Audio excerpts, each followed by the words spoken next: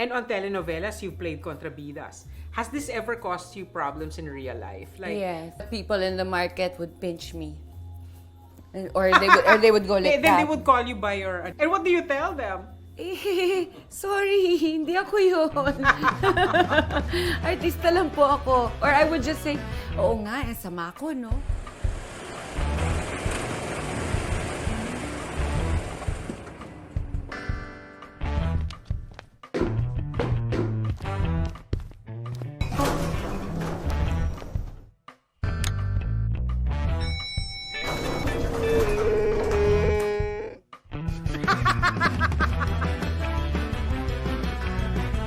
The world has gone bonkers.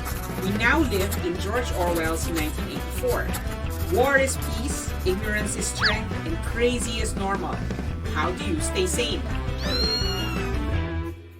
Mailes Kanapi is one of our finest actors. Her screen credits include Norte and Patay na si Jesus, and her stage credits include various Shakespearean plays, Faust, and Insiang. So, Mailes, you always wanted to be an actor. Not exactly. I wanted to be a doctor. Okay. And then I decided to become an actor when I realized that I can't be a doctor. Okay. Yeah. But it's kind of far, di ba? Yung parang, I can't be a doctor, so I will act. Why was acting in among the options? Because I was very artistic, even Okay. but I used to write a lot when I was little. Write stories. So you had always been interested naman in acting? In acting, oo. I am naman, oo. And I always played alone. So I would make believe that I'm talking to somebody or I'm somebody else. I always wanted to be somebody else when I was young. The doctor thing, I just wanted kasi to find out things like how did he die? Why did he die this way? Ganyan.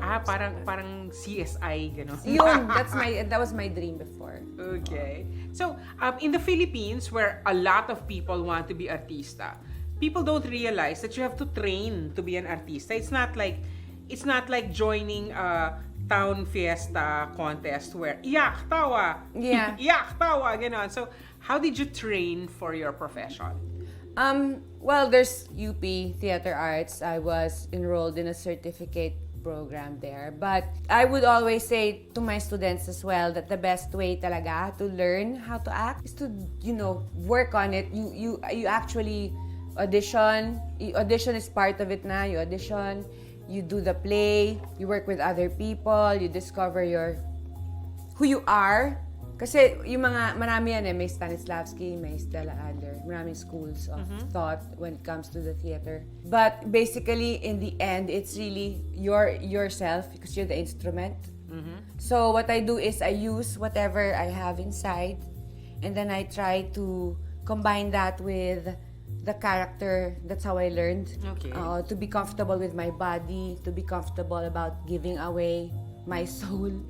It leaves for a while It gets replaced. Yeah, I guess I remember reading that for your acting to be authentic, you have to find commonalities between yourself and this character you're playing, with whom on the surface you may have nothing in common. Even when I did Lady Macbeth, the thing about Lady Macbeth is like Di ba Lady Macbeth, she's hungry ambitious, for power. She's hungry for power. That's what everybody She's pushing says. her husband. She pushed her husband. It's all her fault. But when I did Lady Macbeth last year, I asked myself, why? Why would I want? Why would I want my husband to do that? Because I'm ambitious. But why am I ambitious? Where did that come from? And then, that's when all right, I get her na. I get her na. I understand her. I've been there. Let's do this. So essentially, you'll take a fictitious character and treat her like a real person and Like give a her a real person. backstory. Or and we I would guess just that's talk. the job of the particular actor, di ba? To create the backstory that created her psychology. Pero more like tama ka. More like I ask myself, why would I want to do that? Why would I want ambition? Why would I be greedy? What happened to me? So there's really a lot that acting has in common with writing. So, we're kind of in the same racket. You're right. You know that. Oh, it's true. You create You create. So, would you call yourself a method actor? Because, whenever we see people who are very, very intense, As in, because they're going to play, say, a kontrabida, they begin to behave like a kontrabida and get into bar fights and things like that because they are method. Would you consider yourself a method actor? No. Okay. No, pero I have to admit na dati sinasabi ko, kalokohan yan na inuuwi mo yung character. Hindi yan totoo, pero I realized especially when I did Inshang, that was very pivotal for me as an actor. I realized na uuwi ko siya without me being aware of it or being conscious about it. Which character were you playing in Inshang? In Inshang, I played the character of the mother. So, when you say inuuwi mo, what aspects of her character were you bringing home? Yung paranoia niya, yung ano niya, yung fears niya sa woman. Pagiging controlling sa anak niya. Pagiging controlling niya sa anak niya. Actually, mas nag-identify ako dun sa anak. Yun yung inuwi ko, yung yung anak, hindi yung character ko. Nauwi ko yung anak. And that was very pivotal for me, even with my life. So sometimes the roles you're playing carry over into your real life and cause you real problems. Nagkakaproblema talaga ako, yeah, so much. I can't even deal with people, I'd rather be alone. I can't deal with them. I cannot talk to them because for some reason, my mind is just so noisy. Like in Inshang, that's what happened. Nag-ingay-ingay ng utak ko. Ang dami-daming I remembered so many things when I was a kid and things like that, and I couldn't get it. I had to keep myself away from people. And especially for Inshang, where you're playing the mother, a role that was made famous by Mona Lisa. Yes. Okay, so was it intimidating to take on a character who was so recognizable and well-known, not just in the Philippines, but among the international cinephiles? Was that scary, stepping into a role that she had made her own? In a way, because when there was a press conference, I remember reporters asking, who is she? Why is she gonna do that? Who's that? Who's that actor? The very Pinoy question, sino ka ba? Sino siya? Oo, they do that. So yeah, I got scared, and then we were asked to see the movie, and I didn't want to do that. So you didn't do the movie, you didn't see the movie before you did the play? No, I did not. So ibang-iba talaga yung attack? Ay, oo, ibang-iba. It's very far from, kasi I was the second, what's her name? Pasing. I was the second Pasing. Because it was a rerun eh. The first run was Miss Malu de Guzman. Okay. And then I had to follow in her wake or whatever. Yeah. Follow in the footsteps. So that's what I did, and so maraming pressure. So, but then at the same time, I said, and I did Inshang, and she was very quiet. Pasing was a very quiet woman. She was younger. Her issue was not that she was old. It was more like, I am younger. So I'm here, I am young. Why do you want my daughter?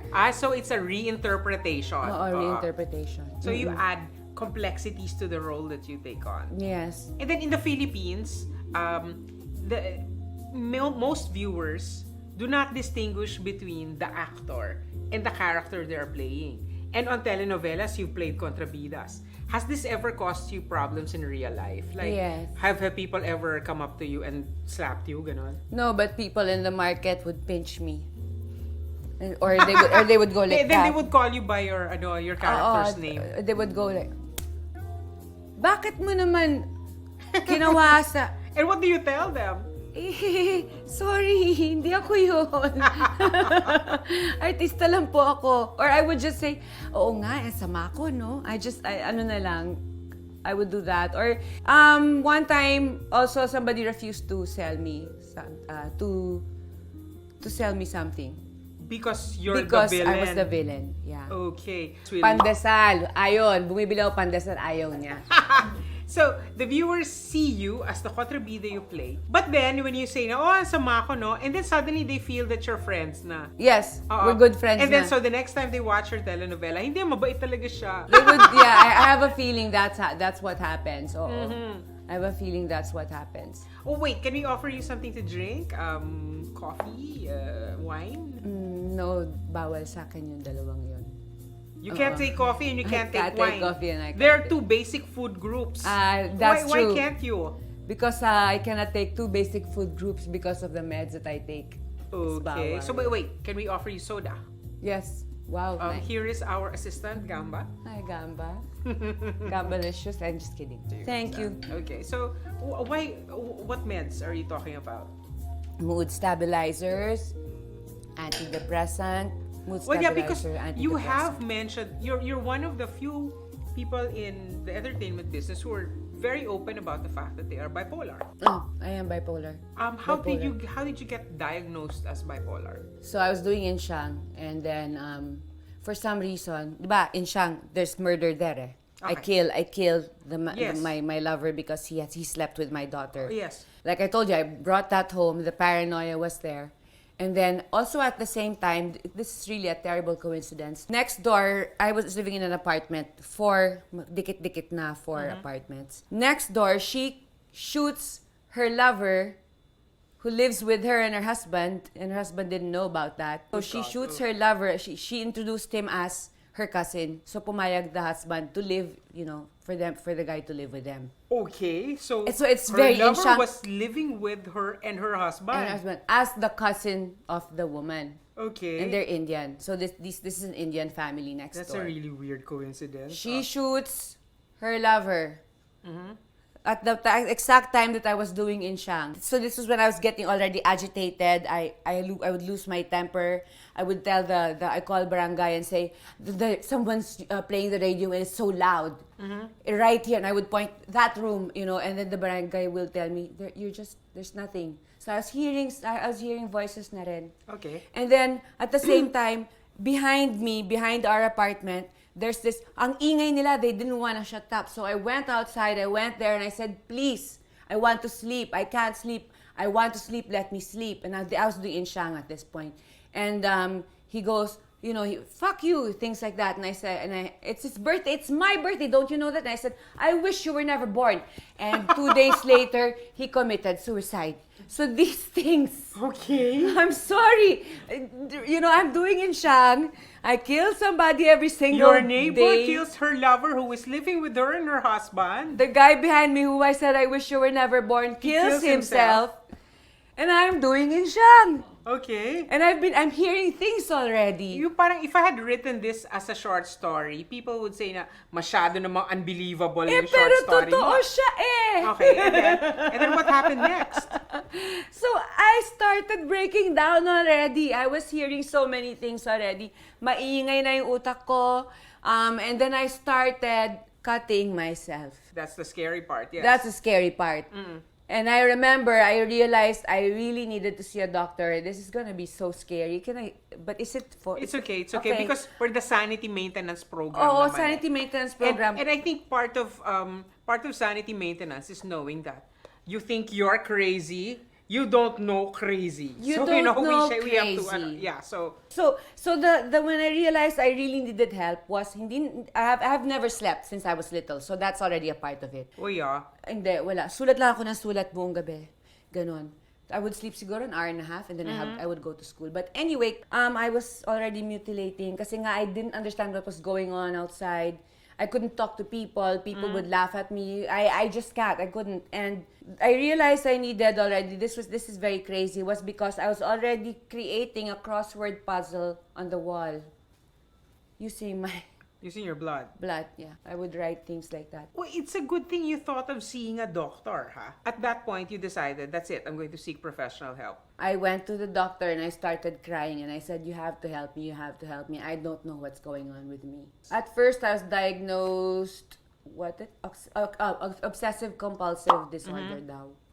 Mali Okay. yung diagnosis. So, binigyan niya ako ng meds, mali yung diagnosis. Tapos na yung Inshang by this time. Okay. So, I was okay na. I didn't have to. So, I was given OCD medications. And then, wala pa rin, no? There's another thing. I started taking alcohol. And then, after I take one drink, I get drunk right away. I'm looking for a higher buzz. I get another drink. Higher. I want to go higher. I get another drink. I want to go higher pa. I'll smoke weed. Because I want to go up there. Like, then that's when we realized, okay. Alam ko na kung ano to. So, I was diagnosed by 2 doctors as having bipolar disorder 1. It's just a fancy term, a kinder term for manic depression. So, from what I understand, manic depression, you have mood swings. Yes, we do. You're super manic, as in happy, cheerful, and Or over the top. agitated, or over the you're top. very depressed. You can't get Oo, out of you bed. crash. That's true. So sometimes you're depressed, so the mania pushes itself into your system, the mania, to get you up higher, higher, higher. And then when you're really, really up there, you crash. And so that's when the depression happens na. And so the meds, they stabilize these moods so they're not extremes. So you're in the middle, supposedly in the middle.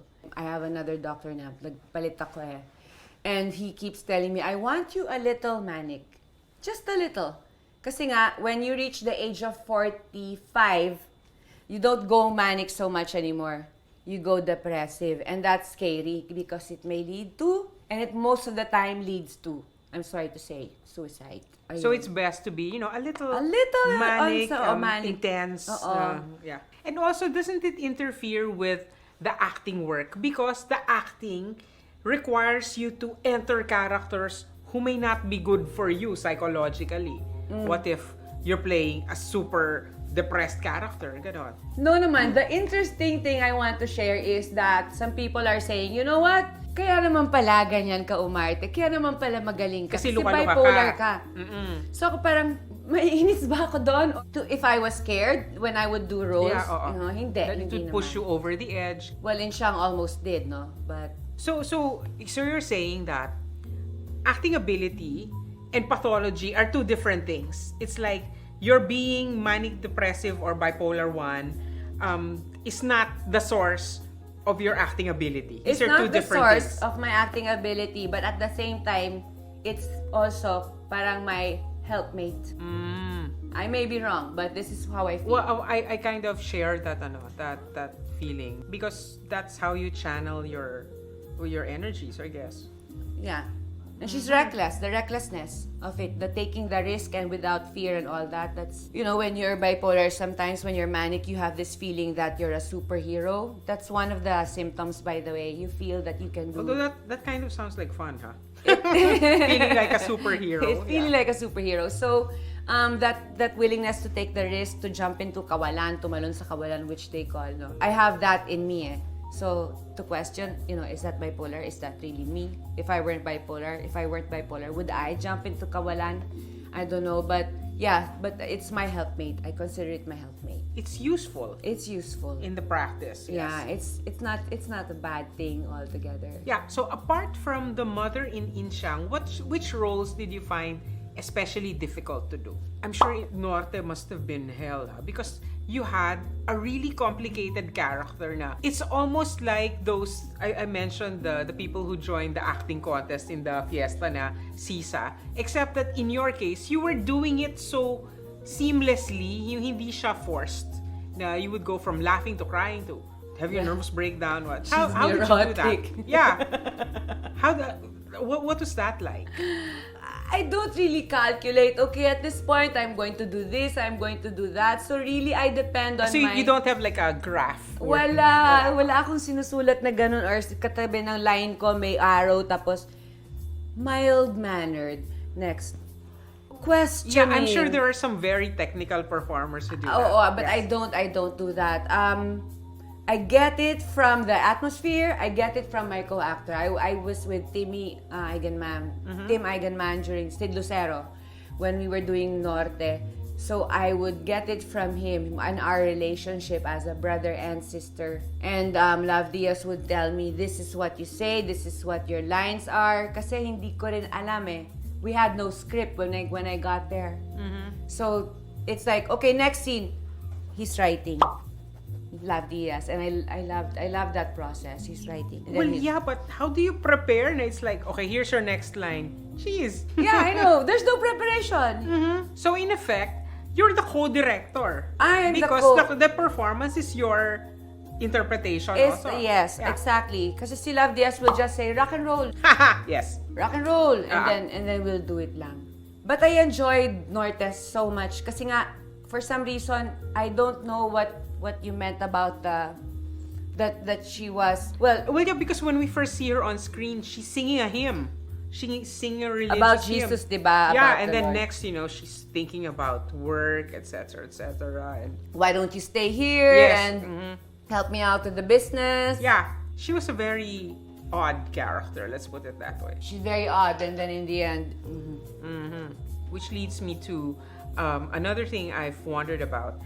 Acting requires you to really get to know your co-workers inside out. especially in the theater. Especially in the theater, as in, it's not enough that you're raking yourself up, turning yourself inside out.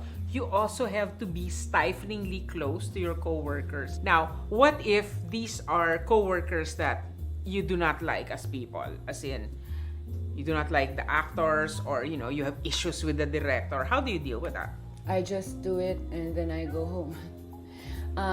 But normally what I do is, people actually, they joke about me being Miss Congeniality when I Really? used to. Yes, because I would make sure na parang, hi, I want to befriend everybody because you have to be a family. And you have the thing called ensemble. And to be in a team, to be a team player is important. Is the toughest. It's easier to do it all on your own, eh. But to be a team player is the toughest. I believe kasi in ensemble acting. So I would make friends, pero may times na hindi talaga nag-work. Like, I have a director. I had this director. I was doing a Tennessee Williams play. I won't na lang mention the play kasi malalaman natin. No, kung it's okay. sino We yung can director. Google it. Yun. Okay. So in CC, but it happened in Tanghalang Filipino in CCP. So I was doing a play and then I couldn't understand my co-actor. So it's parang a sister thing, the play, Tennessee Williams. So and I really wasn't close to my co-actor, to her. She's so different from me. So there was that already. There was that tension already that I was feeling. Aha, it's a sister, so it's Streetcar Named Desire. I didn't say that. Okay. Kasi sisters, eh. Anyway, kasi. I didn't say that. Okay. Ikaw nagsabi. And then, 2 days I was absent because I had to do something else. And then when I got back, the blocking, everybody knew the blocking except for me.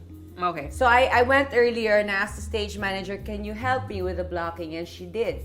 And then we were doing the blocking and then all of a sudden the director comes and then, okay, let's rehearse it. So nawawala ako. I would go this way and say, oh, I'm sorry.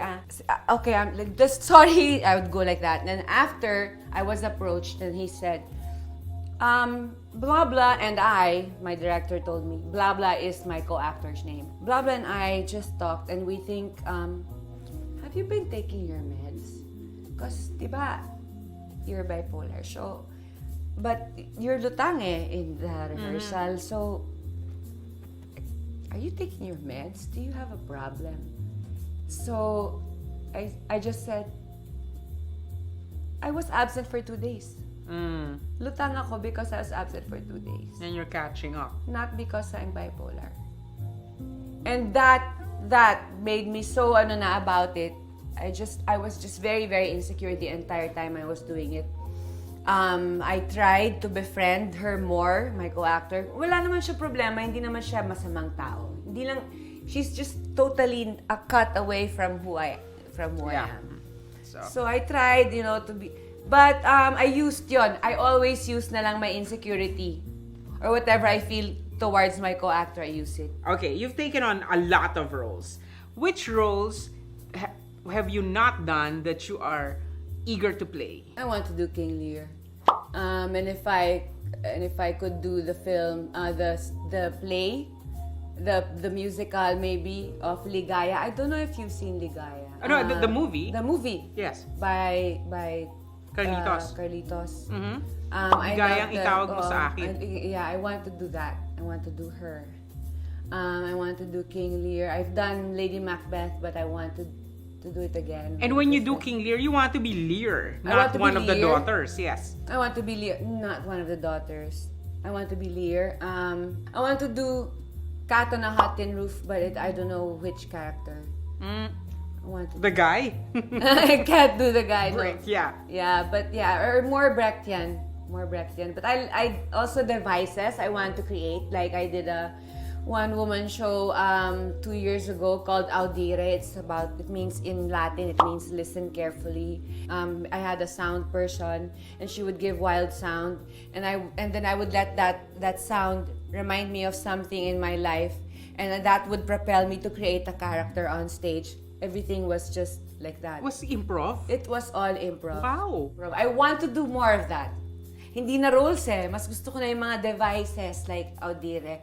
Yeah, not the traditional theater Sarap. where you memorize a role. This one, you're not working from a script. Walang script. And Basically, sometimes you are don't your own get material. It. Sometimes you don't get it as the audience, sometimes you do, but it's not my problem anymore. I mean. Yeah, and also you and the audience have a very special relationship Exactly. there where Oo. you're creating something together. And you gave me this prop, so you know.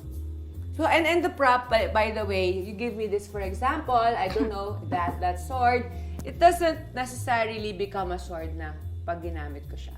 Mm-hmm. Nag-iiba siya. So, ganun yun. Depending on the music that I hear or the sound effect that I hear or what. This pillow ceases to be a pillow. It depends. So it's kind of like dream work. Yeah. Where in dreams... Child play. Yeah. Child play. In dreams, just because a sword appears in your dream doesn't mean that it is a sword. It doesn't mean it It is is a whatever sword. you make of it in your dream. Yeah. It's like a child playing. Before all these gadgets came out, you played, di ba? With the bicycle, baliktarin mo, all of a sudden, panghasa na the wheel of knives. All these things. So I did Audire 2 years ago, and that's what happened. Do more of that. I wanna see want that. to do it again. I think I'll do it again kasi hindi rin masyadong Do more of napanood. that and then let's film it. That's my end game talaga, to film Audire. Yes. Yeah, let's. Okay. That's And then okay, this is where we're talking about sanity maintenance, and we know that right now the world is kind of a depressing place. All sorts of fairly horrible things are happening on a daily basis, and every time you listen to the news, something distressing has happened. So how do you keep your mental balance with everything that's going on in the world? For 10 years now, I have an imposed blackout, meaning I don't have a television in my place. Mm-hmm. I don't subscribe to newspapers in my place. I don't open the Facebook news feed. Mm-hmm. I don't go to Rappler. Okay. I don't read anything about the world. I hear what people say, like Trump is this, Trump is that, Duterte's like this, Duterte's like that. It's kind of unavoidable. It's unavoidable, syempre. I don't really go for changing the world, let's say, by, going with one group that's anti or pro something. Yeah. I don't do that. But what I do is I help the person who's right next to me at a certain time of a certain day. So it's a more direct way of engaging with the world. Engaging with the world. I don't go out there and say I'm going to, join this cause about the whales I don't have anything against that, no. Yeah, it's just not who I am. Yeah, it's for individuals and our personal requirements. And in your case, you have certain issues that you also have to protect yourself from everything that's going on. I do, yeah. Especially. Yeah, and then now that, everything we say, even the most casual comments we make, if they get on the social media and they travel, they become magnified. And so, before you know it, you're being attacked for something you said, but something else you did not mean what they think that you meant. Mm-hmm. So how do you deal with a situation like that, which I gather has happened to you? Many times. Many times kasi takles ako eh. Yeah, because you also can't go through life second guessing how everyone will react to. Yun nga eh. That's the problem. Your Somebody words. told me. The problem with you is your timing is most of the time off. When you want to say something, you just say it and you don't care about what's gonna happen after. Ako naman, parang, why would I think about what's gonna happen after? We're talking right now. But so, I'm really, I'm probably very misunderstood as a person and as an actor. Pero what I do na lang is, pag umabot na lang sa akin na, or may sumugod, or may nagsabi na, this person is this, and how could you do that to her, or something like that. I'm just like, you don't know what happened, you weren't there. And she's not here, he's not here. I won't explain na lang. Yeah, because, we have to reach some sort of balance. Exactly. And then siguro after a few, papalamigin ko siya, after a few months, I would contact the person who actually got offended. And I will say, I have no explanation, but I'm sorry this sort of thing reached you. I'm not going to give excuses. I'm just sorry. That's it. You do teach acting, right? I do. Because, we would totally take acting lessons with you. I love teaching.